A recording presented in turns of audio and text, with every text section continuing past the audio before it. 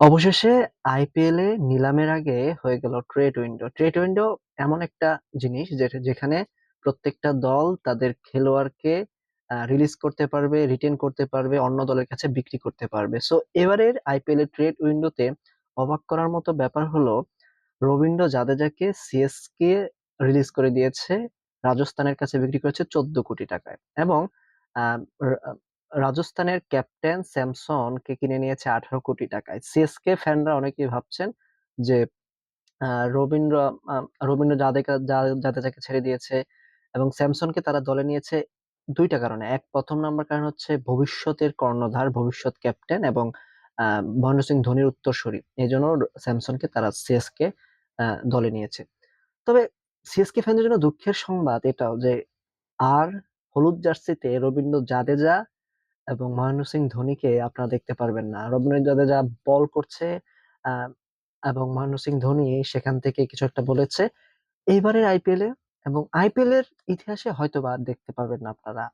কারণ রবীন্দ্র জাদেজা চলে গিয়েছে রাজস্থানে এবং মহেন্দ্র সিং ধোনির হয়তো এটাই শেষ আইপিএল।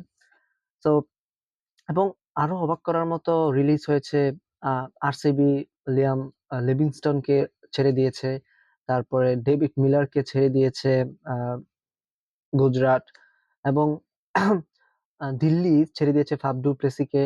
এবং আরো একটা অবাক করার বিষয় বিষয় হলো 2014 সালের পর আইপিএল এর ইতিহাসে 2000 রান এবং 100 উইকেট করা খেলোয়াড়কেও কলকাতা নাইট রাইডার্স ছেড়ে দিল। কলকাতা শুধুমাত্র অ্যান্ড্রু রাসেলকে ছাড়ে নাই, কলকাতা ছেড়ে দিয়েছে মইন আলীকে, কলকাতা ছেড়ে দিয়েছে আয়ারকে, ভেঙ্কটেশ আয়ারকে।